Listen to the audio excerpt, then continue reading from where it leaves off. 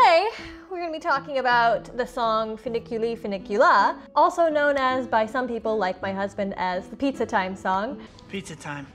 Funiculi, Funicula is a very famous, very well-known song, and we're going to talk about it today. We're going to do a what the heck are they singing? We're going to translate the lyrics and kind of go through the song a little bit. It's one of those songs that like everybody really seems to know the tune of because it's been adapted so many different times throughout the, how long has it been? 140 years, I think, since it was written, because it was written in 1880, and it's been adapted over and over and over again. There's been so many different versions, variations of it. People have done parodies on it. People have done parodies upon parodies of it, and it's such a well-known song. But what do we know about the actual song itself? What do we know about, heck, even the title, Funiculi, Funicula? What does that title even mean? So Funiculi, Funicula is a song that was written in 1880 by Luigi Denzo with lyrics by Peppino Turco. And the unique thing about this song is it was written for a very specific purpose. It was celebrating the first funicular railroad that traveled up Mount Vesuvius. Now, if you're like me and you don't know at all what a funicular railroad is, a funicular railroad is a special type of railroad that's specifically designed to take people up a It's specifically designed to take people up a steep cliffside. And it gets people from the bottom to the top because, you know, it's hard to get almost anything up a steep cliffside. So the way that especially traditional funicular railroads work is there's two cars on one long track. Sometimes it's like two tracks. Sometimes it's one singular track where it has like a little opening in the middle, and then the cars can go, that's how they pass each other, is in that center like oval shaped opening section. But there's two cars and they're connected on one essentially sort of like long rope, and when one car is at the bottom, the other car is at the top. And when they go, it's sort of like a pulley system where the top car has enough weight where it starts pulling it down and it pulls the other car up the mountain as it goes down. And there's a lot of really cool informative videos on exactly how they work, exactly how they would have worked in the 1880s versus how they work now. Has a lot to do with measuring out weights and making sure it's going at the right speed. It's really cool and complicated, not my area of expertise, but if you want to learn more about it, there's tons of videos on YouTube and all across the internet where you can learn that kind of information. But essentially, the short of it is that a funicular railway system is one that's designed to get people up steep cliff sides.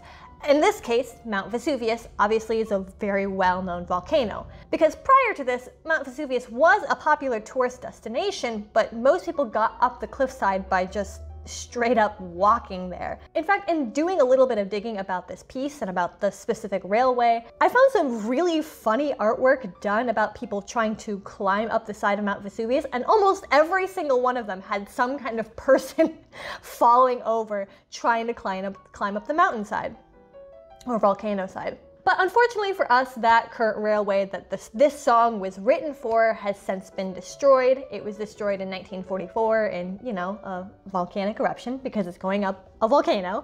But the song still remains extraordinarily popular to this day. And in fact, the song became so famous and so well known even within its own modern time that two famous composers, Strauss and Rimsky-Korsakov, included Funiculi, Funicula in compilations and compositions of their own pieces because they mistook it for just being a famous Neapolitan folk tune. And unfortunately for Strauss in particular, his inclusion of Funiculi, Funicula in his tone poem Aus Italien caused the original composer of Funiculi, Funicula to sue Strauss for, you know, copyright infringement, and Denza, the original composer, won in his lawsuit against Strauss, and Strauss was forced to pay royalty fees. Now, before I get into the actual lyrics itself, I do want to make a quick note about the lyrics and the translation. So the lyrics of Funiculi, Funicula are specifically not Italian per se. They're more so Neapolitan. Now, this is where lines can get really fuzzy. Neapolitan isn't an official language of any kind. It's more of a dialect. but because of how much it can really vary from, you know, just traditional Italian, I guess you might say, it does kind of in its own way work as a separate foreign language. Because of this, the lyrics for me were incredibly difficult to try to translate because of the way that I try to triangulate different lyric translations to figure out the most accurate one-to-one lyrics that I can. Typically, how I do that is I'll grab a couple pre-made translations and I'll compare them against each other, see where there might be slight variations, and then I'll also take the original lyrics and put words one at a time in a translator, such as Google Translate, to get a bunch of options to see exactly what words are meaning. And I'll use those three in combination with each other to really try to get as literal or one-to-one translation as I possibly can get. Unfortunately, Google doesn't understand when I start typing in these lyrics because the way they're often written is for the Neapolitan dialect, and Google doesn't understand Neapolitan dialect, it just understands Italian lyrics. And so while I could just take two pre-made translations and compare them against each other, I do want some kind of outside source to really verify that what I'm translating is what I'm translating.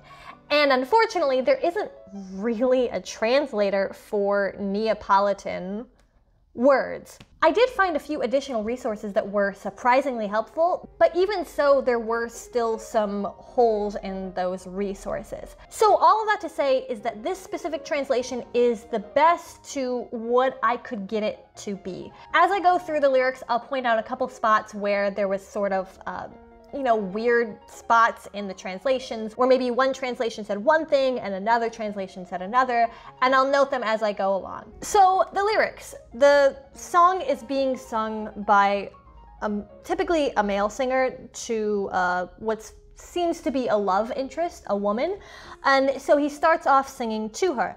Ai sera oye nanine mene saliete, tu sai ado, which means, this evening, Nanetta, I climbed up high. Do you know where? Ado stu core ingrato chiu dispietto fame nun po, which means, where this ungrateful heart can no longer spite me. Now, remember those notes I talked about? Here's one where getting a third-party translation was super important. One of the translations I came across said, where your ungrateful heart can no longer spite me. And another translation said, where this ungrateful heart can no longer spite me. And that's huge. That's a huge difference on exactly what those words mean. One is he's calling his own heart ungrateful, and another one is he's calling the love interest's heart ungrateful, almost as if he's angry at her. From the context of the rest of the lyrics, my guess is that this is supposed to be where this ungrateful heart rather than your ungrateful heart, because he doesn't seem to be very angry at her the rest of the song, so why would he be calling her heart ungrateful? So again, where this ungrateful heart can no longer spite me. So it continues. Ado lu fuoco coce ma fuye te lasa sta. Where fire burns, remember, because it's a volcano, but if you run away, it lets you be. Unlike his heart. E nun te core aprieso te ne instruye sulo aguada, which means where it doesn't run after you, doesn't torment you with just a look. So he's comparing the volcano to his heart, where the volcano is a big, fiery volcano, and his heart burns with passion, but the volcano is just a volcano, and his heart is constantly burning him and tormenting him every day because of his love. And then of course we come to the infamous chorus. I'm only going to be translating this once. I'm not going to keep going through this after I go through every single verse. Forgive me if I pronounce this a little bit weird. The other thing that kind of comes up with the Neapolitan language is that spelling is not consistent because it's not, again, an official language. So these end in E, and it looks like yame, but I've also heard it sung yamo. So yame, yame, kolpa yama ya, yame, yame, kolpa yama ya, which means let's go to the top, let's go to the top, let's go. Then of course, funiculi, funicula, funiculi, funicula, which some translations say as funicular up, funicular down. almost seems more just nonsense words, honestly. Funiculi, funicula, funiculi, funicula. It kind of plays off of the word funicular. So it might mean funicular up, funicular down, but I feel like that's just more of an interpretation of just the concept that it's trying to say, you know, funiculi, funicula, funiculi, funicula. And then the chorus ends with Incolpayamaya funiculi, funicula, which means let's go to the top, funiculi, funicula. So then we get into the second verse, which goes Llame dalla terra a ta montagna non passunce, which means let's go from the earth to the mountains, a step away, right? Because we got to advertise the actual railroad itself. What makes the railroad so great? Se vede Francia procetta alla Spagna, io vecco a te, which means you can see France, procede, and Spain. I see you. Tirato con la fune dito infatto, in cielo se va, which means pulled by rope. One translation said quick as a wink into the sky. Now, the quick as a wink part, I immediately recognize as that's an idiom in English, which likely means that this is an idiom in the Neapolitan dialect. And I actually did manage to find a translation for this. A more, I guess, accurate idiom that we have in English would be no sooner said than done, but the concept is translated essentially the same. Quick as a wink, no sooner said than done, you know, you're immediately up there. It doesn't really make sense moving an idiom from one language into another, but the concept is, you know, you're pulled by a rope, quick as a wink, into the sky. Se va com allo viento all'intrasato guesaliesa, which means it goes like a wind, sometimes translated as like a whirlwind, all of a sudden knows how to do.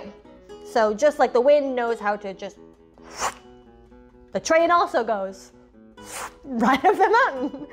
Then that brings us back to the chorus again, which means we've done the first two verses. The first verse was the man singing to his love about how much his heart pains. You know, it's kind of like you love someone so much that it hurts.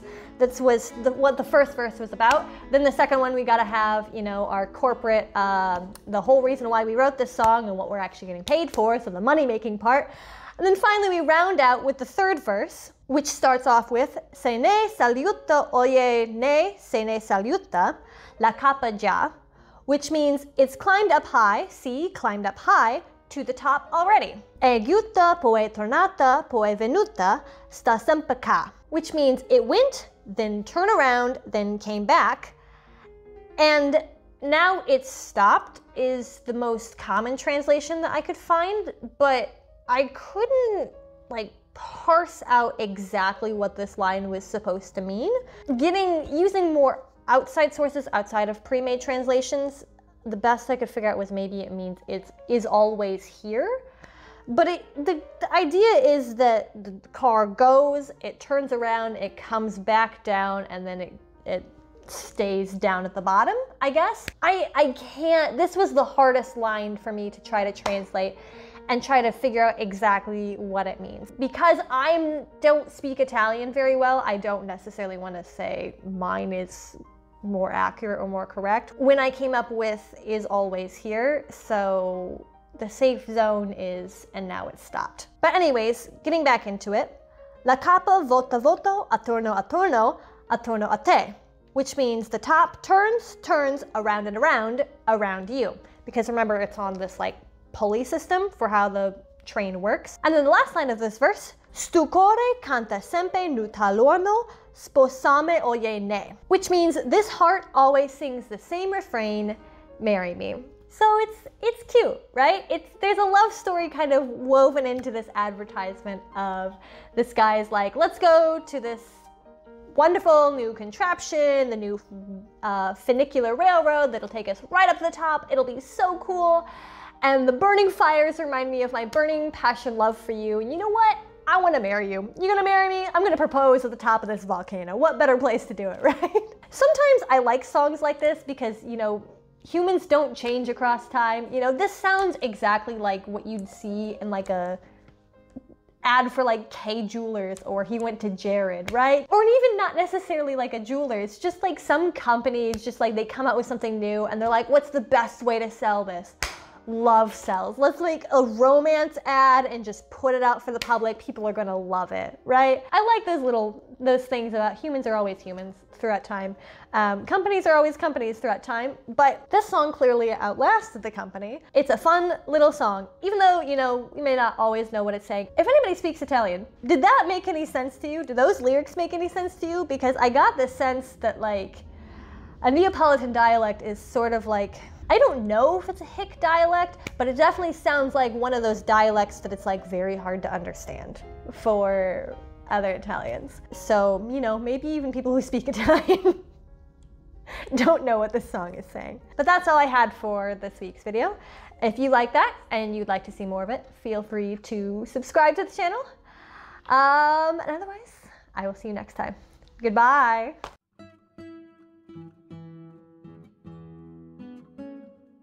Famous, I almost said Australian. It's not Australian, Italian. Sulo. And now, okay, we're gonna try that again. Wait, was this an I or an lovetto a te? No, it is io. I hate when you type like an I with Arial font and you can't tell if it's an I or an L. I should use context clues, but I just don't sometimes. All'intrasato. Oh my gosh. I want to add an S there, and there's not an S there. Se va con allo viento all'intrasato.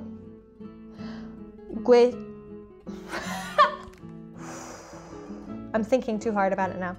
No, shoot, I read 2 different lines. Tu cuore canta sempre tu nuto.